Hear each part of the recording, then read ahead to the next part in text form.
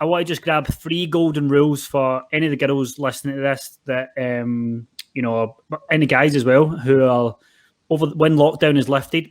But for now, till when lockdown is lifted for the next 6 months, what's the 3 golden rules for glute training? Well, I like my rule of thirds. I made a post on this a couple years ago. It's also in my book, Glute Lab. But all right, a third of your exercises should be vertical in loading, a third horizontal, and a third lateral rotary. It doesn't have to work out perfectly, but this helps provide good balance, and it makes sure that not only that you hit all the different fibers of the glutes, but also that you're not doing too much of any one. Like you're not over, you might be stimulating different mechanisms of muscle growth, but you're doing at least variety to where you're not going to be beat down. Because if all you did was 30 sets a week of walking lunges, you'd be beat down pretty good. If you did 30 sets of deadlifts a week, you'd be crushed.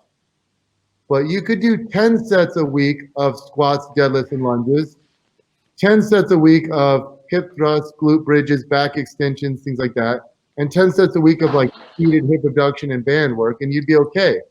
The reason why is because vertical hip extension exercises that are vertically loaded, think of your barbell like on your back, squats, lunges, step-ups, deadlifts, good mornings. Those things, they beat you up the most. They load up the spine the most. They typically involve the most, like a large load through a long range of motion. They work you in the stretch position, so they create muscle damage. They're the hardest eccentrically, like you lower them deep down in the stretch. You got to kind of lower it slowly. You can't just dive bomb them. So those create the most muscle damage and the most systemic toll on your body. Now, in contrast, hip thrust can beat you up a little bit, barbell, glute bridges, back extensions, but not, they work you in a shortened muscle position.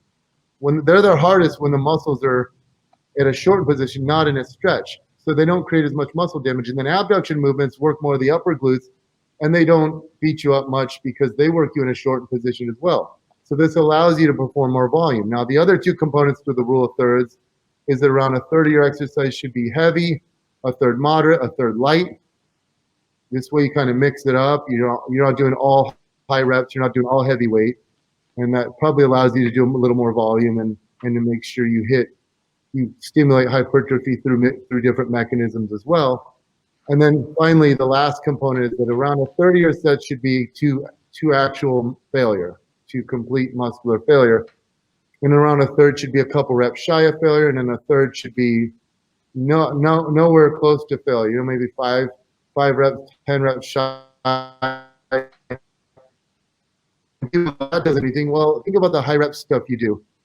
Think about the band work. A lot of times you're doing band work and you're like, oh my God, I can't do another rep. But if someone had a gun to your head and they were like, you get 10 more, I'm going to shoot you, you could get 10 more. So the band work isn't really to failure. It's just to the point of, you're burning, it's uncomfortable. But in my opinion, this way it just provides an explanation of why you see all the women with the best glutes in the world, they're doing 30, 40 sets a week. You hear all the experts saying you should do 10 to 20 sets a week per muscle group. But these girls are doing much more, and that's because they're doing the rule of thirds. Yeah. Whether they know it or not.